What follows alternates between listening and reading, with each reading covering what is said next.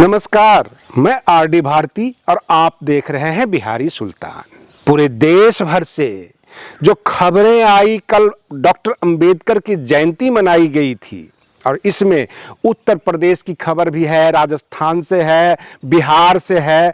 लेकिन इस अंबेडकर जयंती पर बहन मायावती जी के कार्यकर्ता यानी बसपा कार्यकर्ता और जो बहुजन समाज पार्टी के लोग उन्होंने जो अंबेडकर जयंती मनाई, उन्हें 100 में 100 नंबर दिया जा सकता है, क्योंकि वह डॉक्टर अंबेडकर के रास्ते पर चलते हैं, बहुजन समाज के संबंधित मुद्दे उठाते हैं, एससी, एसटी, ओबीसी, माइनॉरिटीज के हक में बात करते हैं और सामान्य वर्ग को साथ में लेकर चलते हैं, सर्व समाज की भी बात करते हैं।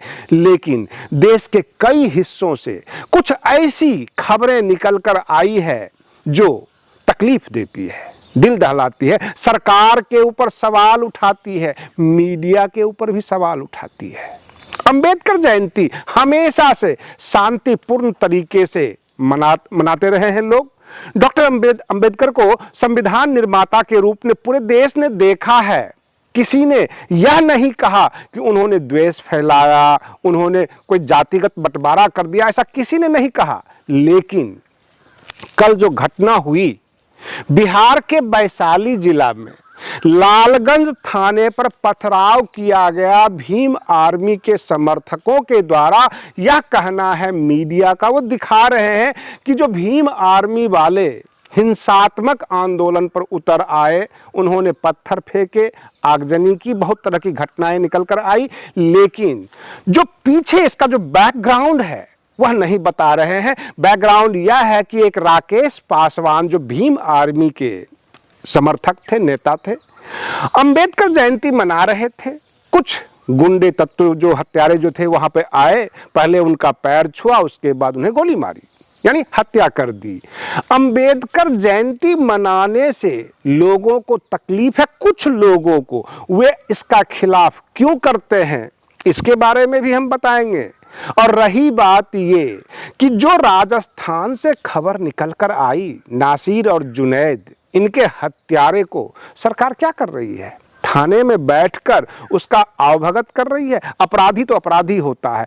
अगर अपराधी का आप इनकाउंटर करते हैं तो नासिर और जुनैद के मामले में जो अपराधी हैं उनका भी इनकाउंटर होना चाहिए, क्योंकि मैं आपको इसके बैकग्राउंड में लेकर चलता हूं। वे लोग कहते हैं अपने आप को गौरक्षक और जिसे मारते हैं उसे कहते हैं गौ तस्कर।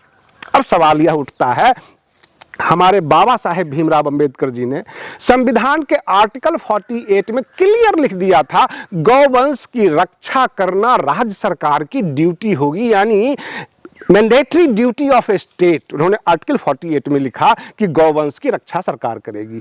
तो ये नकली गौरक्षक कहां से आ जाते हैं जो गाय के नाम पे, गौरक्षा के नाम पर हत्याएं करते हैं, आगजनी करते हैं, बहुत तरह की जो है किडनैपिंग के मामले आते हैं। इस पर अगर असदुद्दीन ओवैसी बोले तो उन्हें हम नेता कह सकते हैं। लेकिन सच तो ये है कि जगह जगह इस तरह की घटनाएं होती है और सरकार ऐसे मामले में चुप्पी साध लेती है अथवा एक सामान्य अपराधी की तरह से जेल में डाल देती है। इस तरह की घटनाएं तो राजस्थान से आई, लेकिन बिहार में बहुत जगह, कई जगह अंबेडकर जयंती के ऊपर कुछ लोग उसका खिलाफ किए, उनको तकलीफ होती है कि अंबेडकर जयंती क्यों मनाते हैं।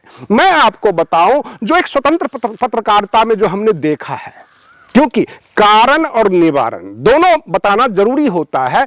डॉक्टर अंबेडकर के मुंह से, जुबान से कभी सवर्ण शब्द नहीं निकला और बहुजन समाज अथवा दलित भी नहीं निकला। वो कहते थे डिप्रेस क्लास।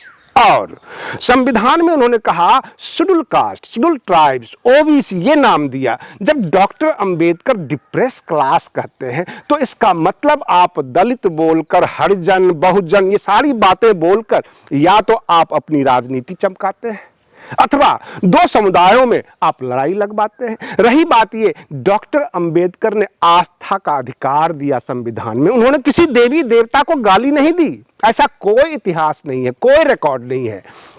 तो फिर अंबेडकरवादी जो इकट्ठे होते हैं, जो बाबा साहेब की जयंती मनाते हैं, बहुत सारे जगह ऐसा देखा गया है कि अंबेडकर जयंती पर जो जयंती मनाने वाले कुछ मुट्ठी भर जो है एंटी सोशल एलिमेंट्स इकट्ठे हो जाते हैं। वह कभी सवर्ण के नाम पे आलोचना करते हैं, कभी देवी देवताओं के नाम पे कटाक्ष करते हैं, आलोचना करते हैं। क्या बाबा साहेब ने तो कभी ऐसी नहीं कहा है। रही बात ये, अक्सर अंबेडकर जयंती मनाते हैं, बाबा साहेब की बात कीजिए, बहुजन समाज की बात कीजिए, आपको ब्राह्मणों के ऊपर आलोचना करने का क्या हक है। और रही बात ये, आपको याद दिला दें, बाबा साहेब भीमराव अंबेडकर की दूसरी पत्नी ब्राह्मण समाज से ही थी।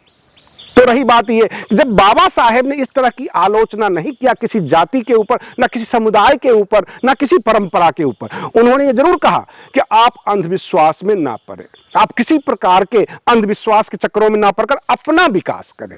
बाबा साहेब का यह संदेश था। लेकिन बाबा साहेब की जयंती मनाने वाले बहुजन समाज की कम बात करते हैं और बाकी लोगों की आलोचना ज्यादा करते हैं। वो राजनीति करने के लिए ध्रुवीकरण करना चाहते हैं, कोई मौका नहीं छोड़ना चाहते हैं। और इसका यही वजह हो सकता है कि जो लोग हमला करते हैं, जो अंबेडकर जयंती मनाने के खिलाफ हैं, वो उन्हें अंबेडकर जयंती से कोई लेना देना नहीं, वो उनकी आलोचना सुनकर बर्दाश्त नहीं कर पाते हैं और हमला करते हैं। दोनों पक्षों को ध्यान में रखते हुए चलना होगा, क्योंकि जो वैशाली बिहार की घटना है काफी पीड़ादायक है और ऐसी घटना नहीं होनी चाहिए। वहां पर पुलिस बल तैनात है, सरकार जो है अपने कब्जे में माहौल को लेने की कोशिश कर रही है, लेकिन भगदड़ तो बच गई। अब रही बात ये, सरकार के ऊपर भी सवाल उठनी चाहिए, सत्ता के ऊपर भी सवाल उठनी चाहिए। सरकार को डॉक्टर अंबेडकर के नाम पर एक जागरूकता अभियान भी चलानी चाहिए, क्योंकि डॉक्टर अंबेडकर संविधान निर्माता थे, उन्होंने सबको लेकर चले थे। यह संदेश देना जरूरी है। जैसा कि मैंने पहले ही कह दिया कि बसपा को हम 100 में 100 नंबर देते हैं, क्योंकि अक्सर देखा गया है बहुजन समाज पार्टी के कार्यकर्ता जब भी इस प्रकार की कोई मीटिंग करते हैं तो सवर्ण अथवा सर्व समाज की आलोचना नहीं करते, किसी देवी देवता के ऊपर कटाक्ष नहीं करते, किसी तीखी टिप्पणी नहीं करते, वो सबको लेकर चलते हैं। ध्रुवीकरण राजनीति का एक हिस्सा है। आप विकास के नाम पे ध्रुवीकरण कर सकते हैं, आप बहुजन समाज के डेवलपमेंट के नाम पे ध्रुवीकरण कर सकते हैं, लेकिन किसी की आलोचना करके अगर आप ध्रुवीकरण करेंगे तो वहां पर हिंसात्मक कार्रवाई होगी, दोनों पक्ष से टकराव होगा, जो कि हानिकारक है। आप बने रहिए बिहारी सुल्तान चैनल पर। हम फिर मिलते हैं अगले वीडियो में, तब तक के लिए धन्यवाद।